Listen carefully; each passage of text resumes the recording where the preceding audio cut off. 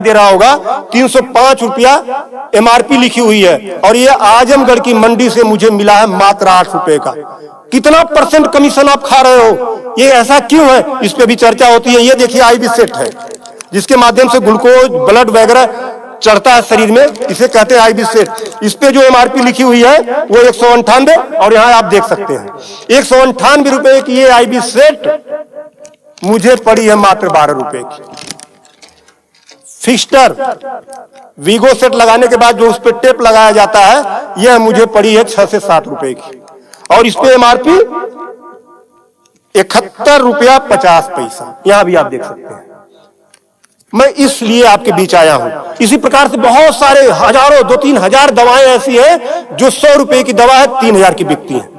Bicycle धागा जब आपका ऑपरेशन होता है जिससे आपका सिला जाता है वह 150 रुपए का आता है, उसकी एमआरपी 1045 रुपया आप यहां देख सकते हैं। उसी प्रकार से लंग एक्सरसाइजर 150 रुपए का आता है जिसका प्रिंट रेट है 690 रुपया।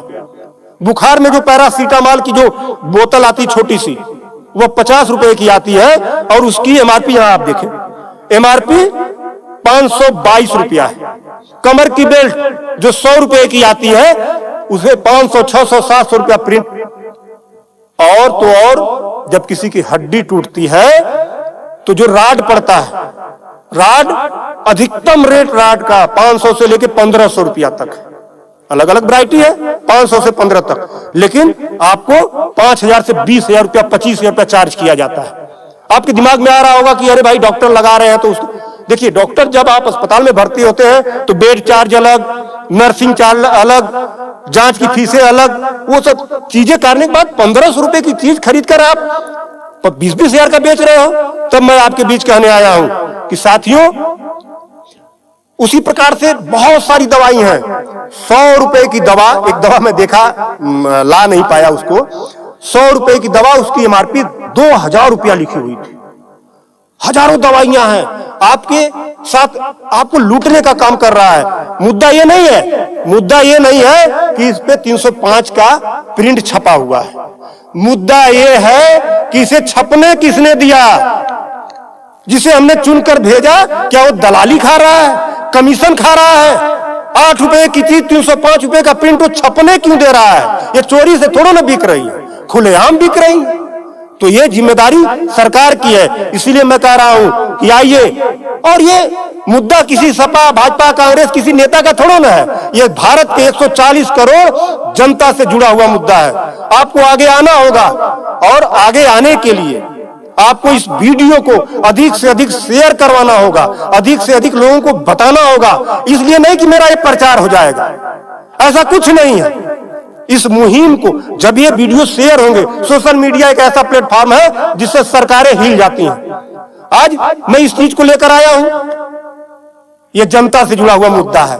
जब आप मेरी इस बात को, जनता की आवाज को अपने इलेक्ट्रॉनिक गैजेट्स के माध्यम से आगे बढ़ाने का काम करेंगे, निश्चित रूप से सरकारें डरेंगी। और मैं तो कहता हूं सरकारों को जनता से डरना चाहिए, जनता को सरकारों से नहीं डरना चाहिए।